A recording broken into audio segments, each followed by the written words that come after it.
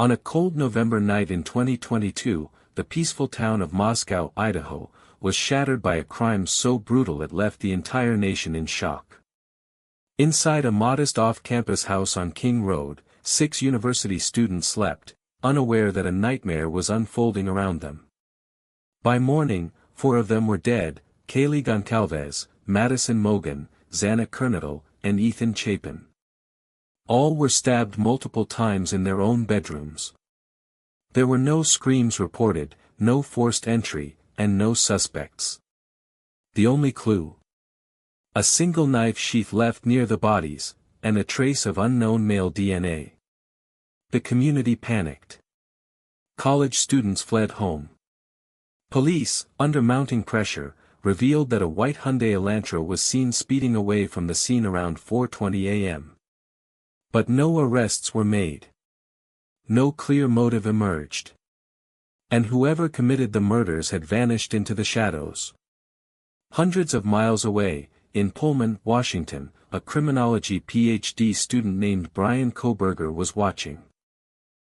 He lived just 10 minutes from the crime scene. He drove a white Hyundai Elantra.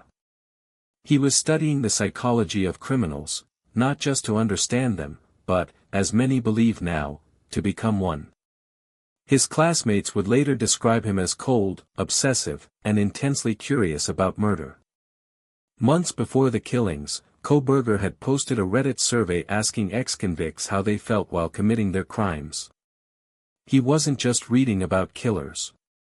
He was gathering data. Learning patterns.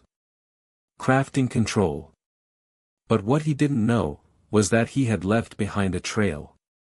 Police had quietly begun tracking Kohberger. When he returned to his parents' home in Pennsylvania for the holidays, the FBI retrieved trash from outside the house. The DNA from that trash was a familial match to the sheath found next to the victims. It was the breakthrough they had waited weeks for. On December 30, 2022, SWAT officers stormed the Kohberger home in the early hours of the morning. He was arrested while sleeping. Calm and emotionless, he asked just one question: "Am I the only one who's been arrested?" Back in Idaho, prosecutors built a mountain of evidence. Kohberger's phone had pinged near the house at least a dozen times before the murders. Surveillance captured his car circling the neighborhood late at night. He had changed his license plates days after the killings. Cleaned his car inside and out with surgical precision. This wasn't a crime of passion. It was methodical. Cold. Calculated. He appeared in court without emotion. He pled not guilty to 4 counts of first-degree murder. The victims' families stared at the man who had upended their lives. But through it all, he said nothing. No motive. No confession. Just silence.